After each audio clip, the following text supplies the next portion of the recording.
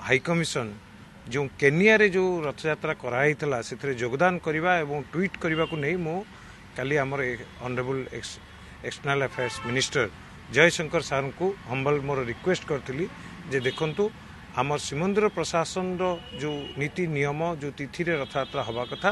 ताकू से माने मानु नाहंती अलगा तिथि रे करूचंती तो आपणकर हस्तक्षेप या धरे लोड़ा एवं आपणक तरफ जदि गोटे मेसेज आमर जेते भारतीय दूतावास अच्छी विदेश रे तांको पाखु जदि जीवो ताहले से माने एटलिस्ट तादरे अंशग्रहण करेंगे ना एवं तांको बरम बुझेबे जे यह गोटे धार्मिक भावना प्रति कुठारघात करुच्ची किंतु आज मु पुणी देखिली जे आज जो ट्वीट टी आसी इस्कन तरफ लिखाही जे आसंता अगस्त 2 तारिख रे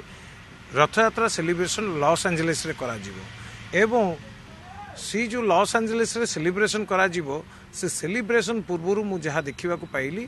जे तादरे आमर भारतीय दूतावास हाईकमिशन को जाइकरी इस्कन प्रतिनिधि देखाई विषय आलोचना करछंती एवं ताहा मध्य ट्वीट मध्य करा जाइछि तेणुकरी मु मध्य पुणी अनुरोध करुच्ची भारतीय दूतावास रे थिबा जे कौंसल जनरल अछंती तांको अनुरोध करुच्ची जे दयाकरी आपण एई टाइप रो इवेंट रे पार्टिसिपेट करंतु नाही बरन तांको बुझांतु जे यह एक धार्मिक भावना को कुठारघात करुच्ची आज कोटि कोटि भक्त सारा विश्व रे यह को नापसंद करुचंती जहा कि मोर